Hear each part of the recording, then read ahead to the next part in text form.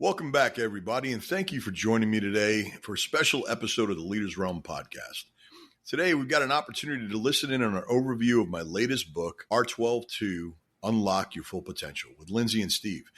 They take a deep dive today and dissect my book in detail. So sit back, grab that coffee, and let's enjoy it.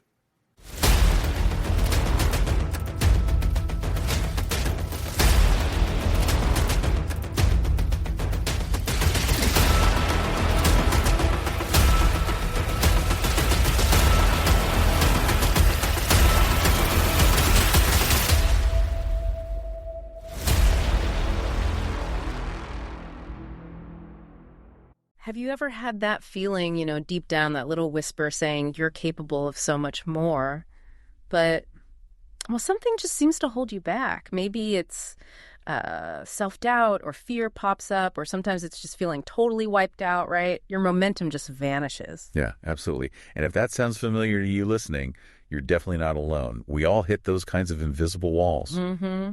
And that feeling, that's exactly what we're diving into today. We've got a blueprint, really, from this powerful source.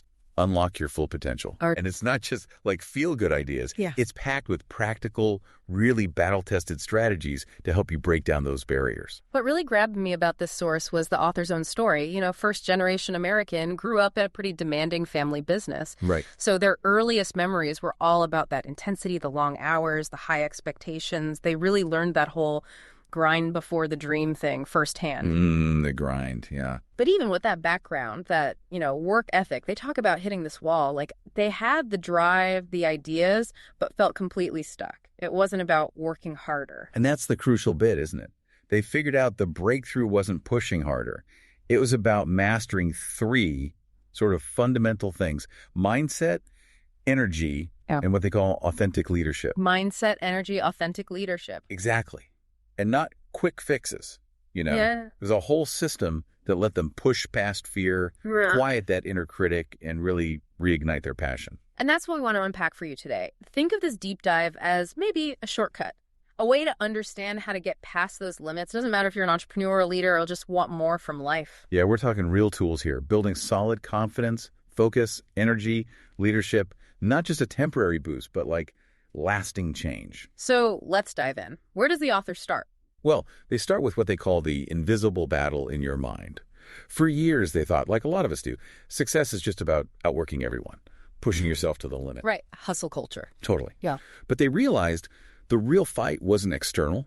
It wasn't about obstacles or time. It was internal, inside their own head. They tell this really vivid story about an Army endurance test, the Paragon Trail. Paragon Trail. Sounds intense. Oh, it was. Physically, they just hit a wall. Body screaming, mind saying, no way, can't do this. But then this calm voice inside just said, you are stronger than you know. Wow. And that shift, that internal voice, that changed everything. Completely.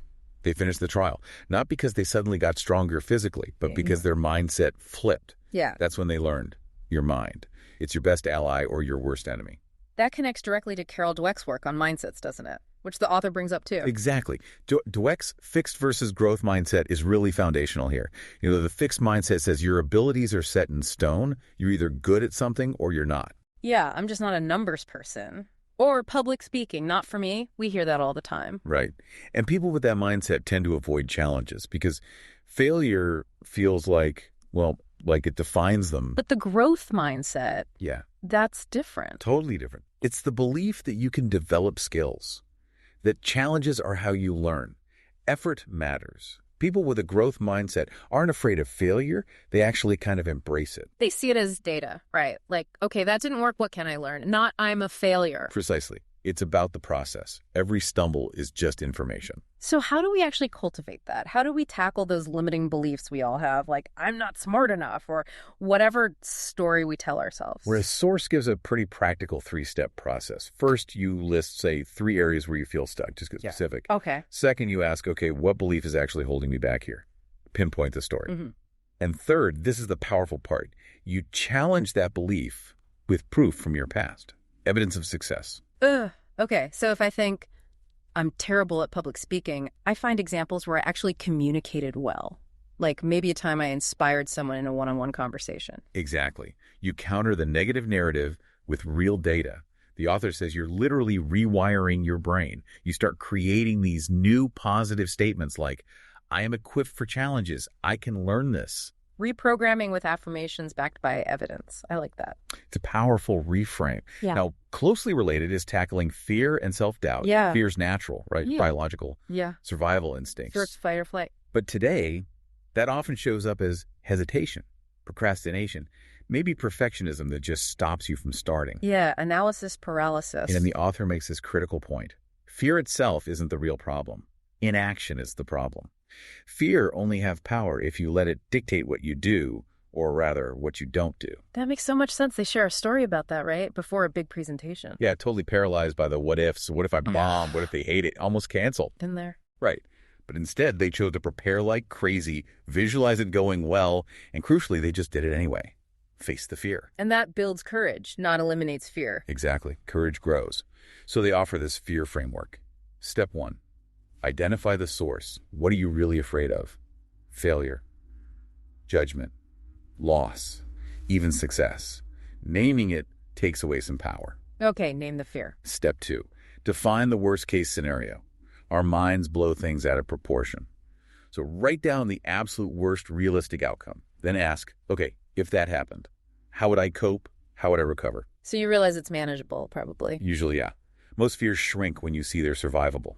And step 3, the most important, take courageous action, even a tiny step. Action is the antidote. That's the phrase they use. If you fear public speaking, maybe just ask one question in the next meeting. If you fear networking, introduce yourself to one new person. Small, consistent actions chip away at the fear. And that builds confidence over time. It's not something you just magically get. Exactly. Confidence isn't a feeling you wait for. It's a skill you build. Like a kid learning to walk.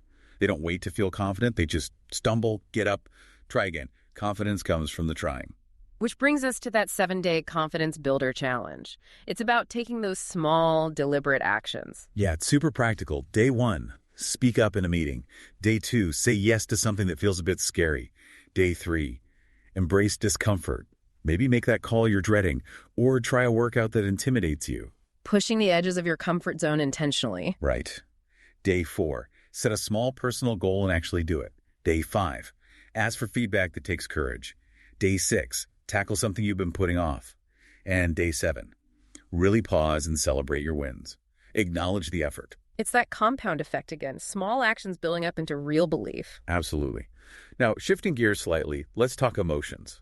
Because unchecked emotions can totally sabotage everything we've talked about. Oh, for sure. You get triggered by criticism or a deadline or failure, and suddenly you're reacting instead of responding. Exactly. We all have those triggers.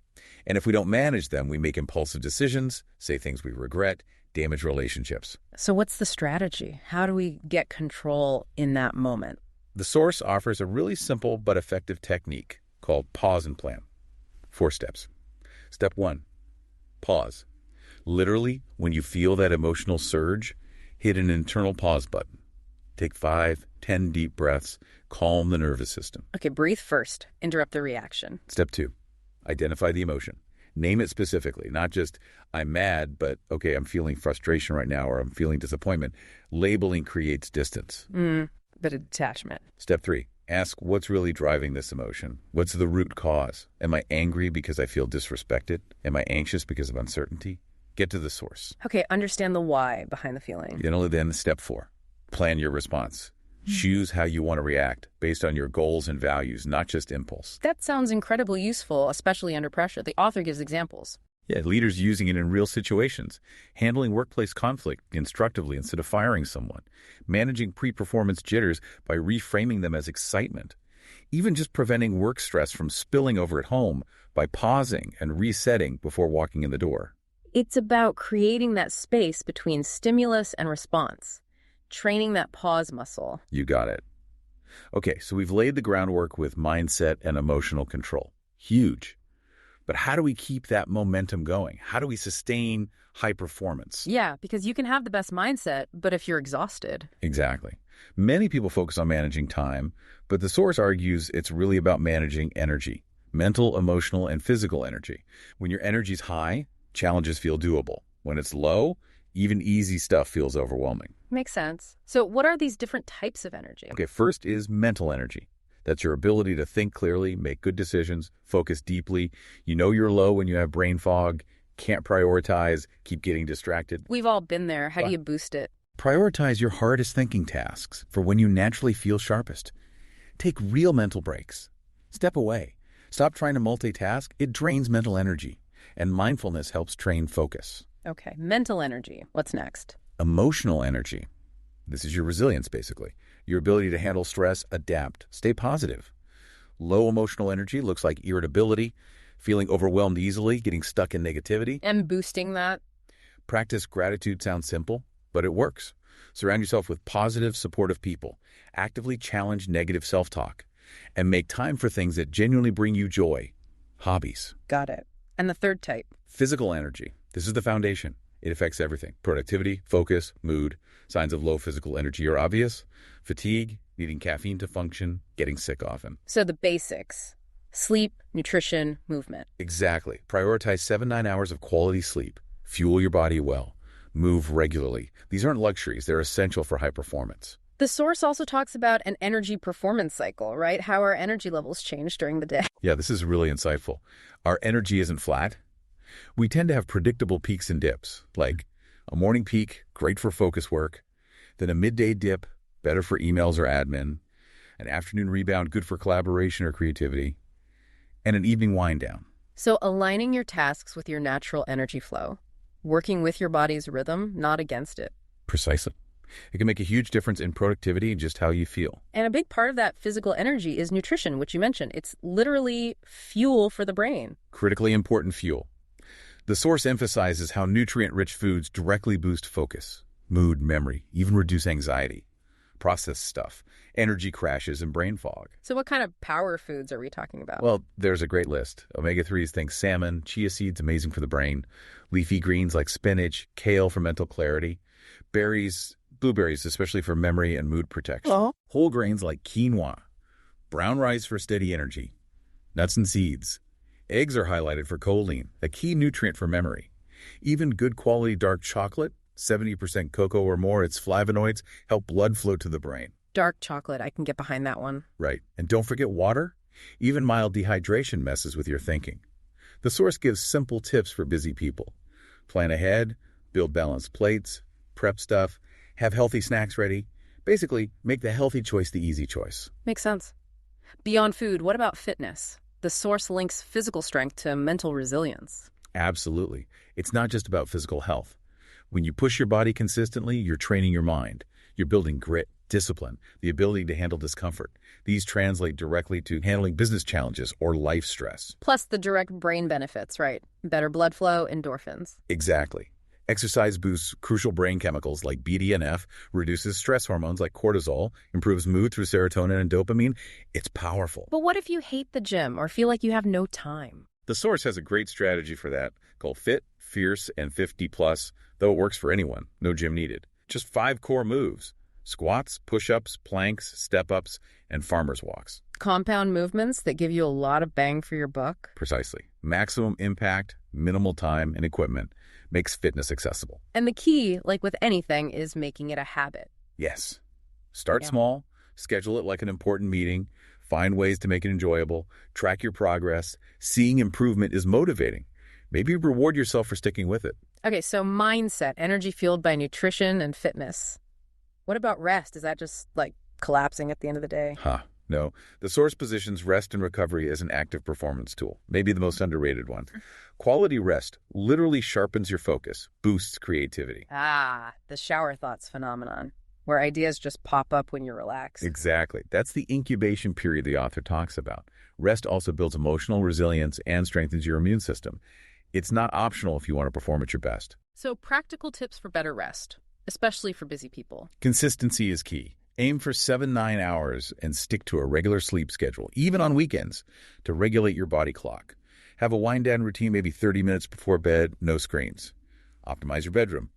Dark, cool, quiet. Minimize electronics in the bedroom. Big one. Huge. Also, limit caffeine and alcohol, especially later in the day. If your mind races at night, try a brain dump. Write down all your worries before bed to get them out of your head. And don't underestimate power naps. 20-30 minutes can really refresh you. It's about strategically unplugging, embracing stillness. Yes. It's a performance strategy, not laziness. Okay, so we've covered that internal landscape mindset, energy, emotions, rest. How does this connect to leading others, to making an impact outwardly? That's the next crucial piece. And the source makes this really profound point right at the start. Great leadership begins with leading yourself. That personal mastery. It's the absolute foundation for leading others effectively. So if you can't lead yourself, manage your own state, how can you possibly lead a team? Exactly. When you have that internal clarity and discipline, you naturally influence others better. You make wiser decisions under pressure, you set better boundaries, you maintain a positive outlook, you build genuine self-confidence. It all starts within. And part of leading yourself is getting really clear on your values, vision, and goals. Absolutely critical. Your values like integrity or growth, or maybe compassion, are your internal compass. They guide your choices. The source suggests reflecting on proud moments or people you admire to nail down your core values. Okay, identify your values, then the vision. Your personal vision statement is like your internal roadmap. Where are you heading? What impact do you want to make? An example given is something like, I empower others by teaching discipline and resilience. It's got to be clear and inspiring to you. Values, vision, then goals. Right. And using the SMART method specific, measurable, achievable, relevant, time-bound, but with a key twist from the author. Yeah. Ensure those goals are deeply aligned with your values and vision. That's what makes them meaningful and energizing, not just a to-do list. That alignment piece sounds key. The source also mentions a leadership self-audit. What's that about? It's a tool for honest self-assessment. You look at your strengths, but also, importantly, your blind spots. Where do you consistently get stuck or frustrated? That often points to an area for growth. So identify strengths and weaknesses. Yeah, and get feedback from trusted people. Then create a specific plan to work on those growth areas and track your progress. It's about being intentional about your leadership development. Makes sense. Another huge topic in leadership is emotional intelligence, EQ. Huge. And the author goes beyond just understanding emotions. It's about skillfully managing your own and effectively influencing others. High EQ leaders build stronger, more resilient teams. It breaks down into three main parts. Okay, what are they? First, empathy. The author calls this the foundation of connection. Really understanding and sharing the feelings of others, not just listening to words, but tuning into the underlying emotions, maybe even unspoken fears or hopes. How do you build empathy? Intentional listening. Asking deeper questions. Yeah. Trying to see things from their perspective. Paying attention to nonverbal cues. Really trying to get where they're coming from. Okay, empathy. What's second? Self-awareness. Mastering your own emotional world. Recognizing your feelings, thoughts, triggers in the moment, and understanding how they affect your actions. Self-aware leaders respond thoughtfully, not reactively. And you strengthen that through reflection, feedback. Exactly. Regular reflection, asking for feedback, and consciously naming your emotions as they come up. And the third part of EQ? Social skills. This is about navigating interactions effectively, building rapport, managing conflict constructively, influencing positively. Leaders strong here create psychological safety where people feel safe to speak up, take risks. How do you develop those skills? Practicing active listening, learning conflict resolution techniques, becoming more agile in handling difficult emotions, yours and others, using positive reinforcement genuinely. So these EQ skills directly help with managing tough situations, like conflict or stress on a team. Absolutely. Emotionally intelligent leaders use specific strategies. For conflict, pause, acknowledge emotions on all sides, find common ground, stay focused on solutions. For stress, breathe, reframe negative thoughts, prioritize well-being, take breaks. And for team dynamics? Encourage open communication, celebrate strength, model calmness under pressure, facilitate connection. It's all about conscious leadership using EQ, which leads us nicely into communication and influence, probably a leader's most powerful tool set. Good communication prevents so many problems. Right. It builds relationships, ensures everyone's on the same page. It's how you move things forward. And it starts, maybe surprisingly, with listening. Mastering active listening. Not just waiting for your turn to talk, but really seeking to understand the other person's full perspective. How does the source define active listening? Eliminating distractions, reflecting back what you heard, so if I understand correctly, you're saying asking open-ended questions that invite more than a yes-no answer. Even being comfortable with silence, letting the other person think, tuning into their intent. Okay, deep listening first, then what about speaking? Assertive speaking, expressing your own ideas clearly, confidently, but also respectfully, not aggressive, not passive. Assertive. How do you do that effectively? State your intention clearly. Use I statements, I feel, I think, I need. Owning your perspective. Be specific and direct. Balance confidence with humility. Use a calm tone. And stories. Stories make messages stick. Tying this together, there's a 3-point influence strategy. Yeah, clarity, confidence, and conviction. Clarity. Is your message crystal clear? Use simple language, maybe that what, why, how structure. Avoid jargon. Confidence. Do you project assurance? Know your stuff. Use strong body language.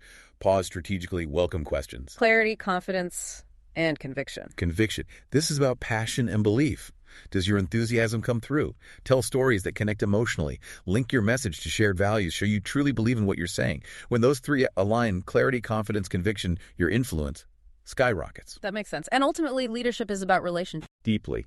It's about building impact-driven relationships, not just networking, but creating authentic connections. How do you cultivate those? Be present. Really listen. Using those active and empathic skills, share your own story, including struggles, vulnerability builds trust. Recognize and celebrate others specifically. Ask deeper questions like, what really motivates you? Offer help without expecting anything back. Be consistent and reliable. Follow up.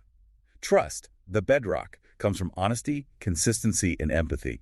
And these apply whether you're connecting with peers, your team, or other entrepreneurs. Okay, wow. We've covered mindset, energy, leadership, communication, a lot of ground. How do we actually put this all together, make it real in our daily lives? Right, the practical application. The source guides you in designing a 6-month growth plan. Yeah. And the emphasis is on making it a clear roadmap, not just a huge, overwhelming list. It's about sustainable habits and tracking progress. So where do you start with a 6-month plan? First, define your vision and priorities. What do you really want to achieve or change in the next 6 months? Pick maybe 2-3 key focus areas that would make the biggest difference. Get clear on the what and why. Then set specific goals for those areas. Exactly. Using SMART goals again. Specific, measurable, achievable, relevant, time-bound. And remember that alignment piece. Make sure they connect to your values and vision.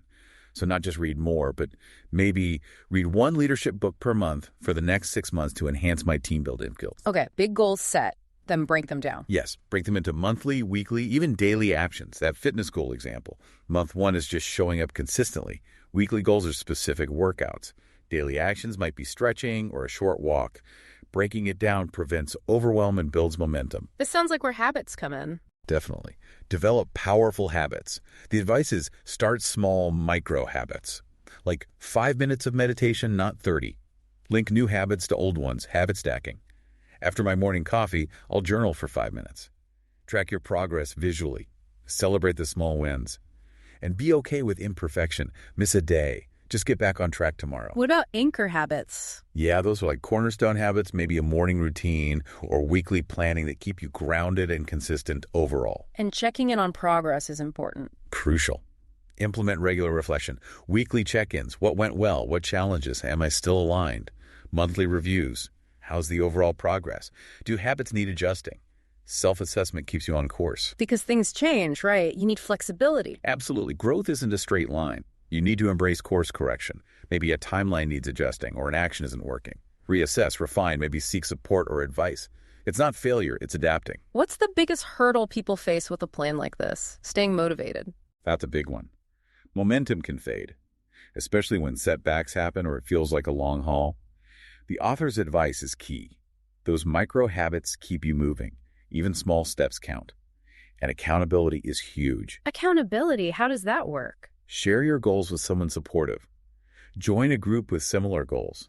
Schedule check-ins with a mentor or accountability partner. Just knowing someone else is aware and will ask how it's going makes a huge difference. It raises the stakes just enough. Makes sense. It adds that external commitment. Now, inevitably, challenges will come up. How does the blueprint suggest we view those? Not as roadblocks, but as catalysts. Opportunities for growth. Adversity, the author argues, teaches things success never can. It builds resilience, reveals character. This is the failure is your greatest teacher idea. Precisely. Failure isn't final. It's feedback. It shows you what's not working, forces you to get creative, builds grit. Think Edison the light bulb 1,000 ways that won't work. Or J.K. Rowling's rejections. They reframed failure as part of the journey. So how do we actively turn setbacks into stepping stones? First, redefine failure. See it as learning. Embrace that growth mindset. Focus on effort, welcome feedback. Build resilience tools, emotional control, positive self-talk, taking breaks. Reframe the obstacle. What can I learn here? What skill can I build? Then make an action plan to move forward.